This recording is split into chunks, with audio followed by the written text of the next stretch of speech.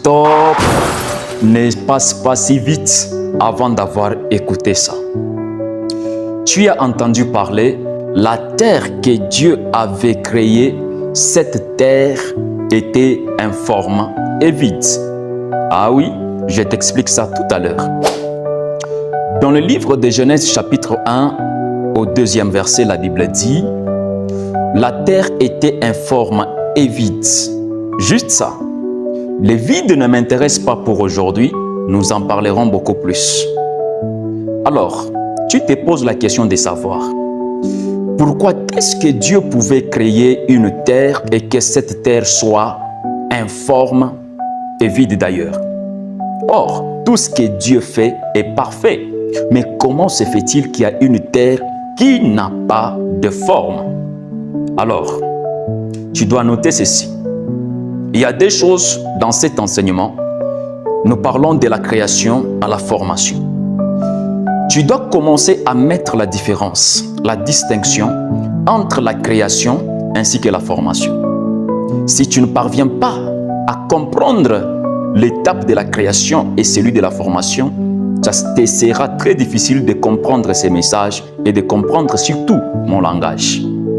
J'ai dit dans l'émission précédente que la création, lorsqu'on est dans cette étape, toutes les choses que Dieu a créées, ces choses ont bien évidemment existé. Ces choses sont existées, mais dans l'invisibilité. C'est-à-dire que ces choses sont restées dans le monde invisible. Ce qui veut dire que ces choses n'étaient pas directement dans le jardin d'Éden. Ces choses n'étaient pas visibles à l'œil nu. C'est là que tu dois savoir le pourquoi on dit que la terre était informe.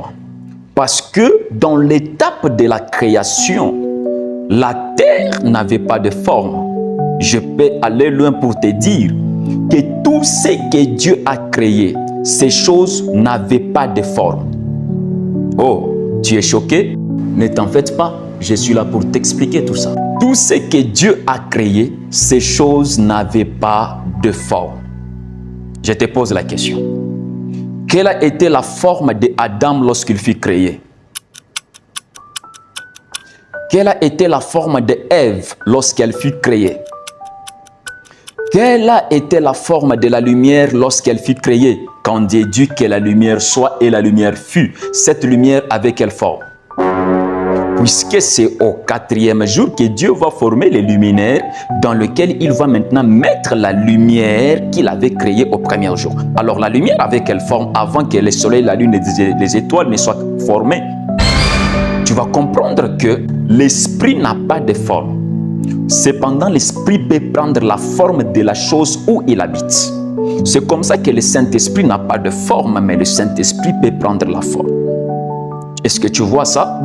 C'est pourquoi, dans l'étape de la création, la terre étant créée, elle n'avait pas de forme. Ce n'est pas pour dire que la terre n'a pas de forme. Elle a eu la forme, c'est dans l'étape de la formation. Et je vais te dire que la forme de la terre est contraire à ce que la science nous enseigne. Ah oui, qu'est-ce que tu as appris à l'école? Que la terre a quelle forme? Ronde.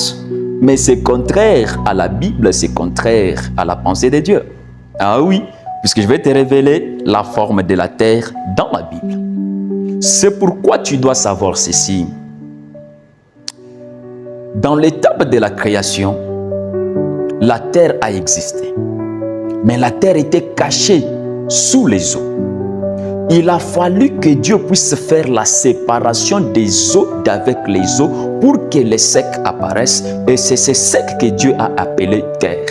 Cet processus de la séparation des eaux d'avec les eaux, autrement dit, c'était la formation de la terre. Un jour, quelqu'un me pose la question, il me dit, docteur, pourquoi est-ce que Dieu a créé plusieurs planètes, mais nous n'habitons que sur Terre?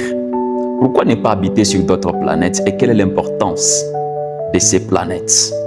Je lui ai dit, si tu savais que la Terre pour Dieu, c'est un hôtel, tu n'allais pas poser cette question. Ah oui, pour Dieu, la Terre, c'est un hôtel sur lequel un animal très important doit être sacrifié. L'agneau de Dieu qui ôte les péchés du monde. Pour cela, tu dois prendre avec moi l'écriture d'Apocalypse 7, le premier verset. Lorsque tu parcours cette écriture, tu vas comprendre la forme de la terre.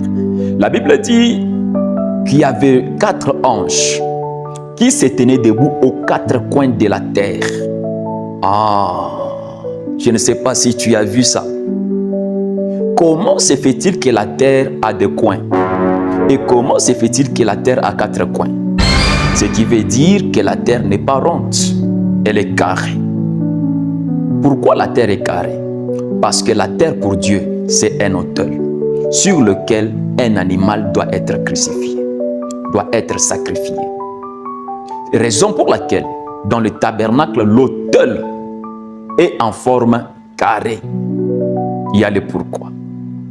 C'est comme ça que lorsque Dieu a commencé à séparer les eaux d'avec les eaux pour que le sec apparaisse, c'est là que la terre a pris une forme. La forme qui est carrée, contrairement à ce que la science t'enseigne. Alors, là, la terre va prendre une forme. Mais dans la création, elle n'avait pas de forme, puisque tout ce que Dieu a créé n'avait pas de forme, car ces choses étaient dans l'invisible. Ces choses étaient dans la spiritualité. C'est pourquoi ça n'avait pas de forme. Cependant, dans la formation maintenant, les choses vont prendre la forme. Pourquoi? Parce que ces choses doivent venir à l'existence. J'espère que tu as compris ta question. Alors, sache ceci.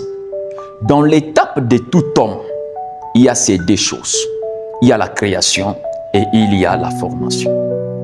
Tu ne peux pas produire les choses que tu n'as pas commencé par créer. Et la création commence dans le pensée. Tout ce que tu vois l'homme matérialiser, ces choses ont existé dans son esprit. Tout ce que tu vois l'homme produire, ces choses ont existé premièrement dans ses pensées. C'est pourquoi tu ne peux pas avoir une vie de prière si dans tes pensées, tu n'as pas projeté avoir une vie de prière. Tu ne peux pas créer autour de toi une harmonie dans ta vie conjugale si dans ton esprit tu n'as pas imaginé ces scènes, si dans ton esprit tu n'as pas projeté avoir cette vie.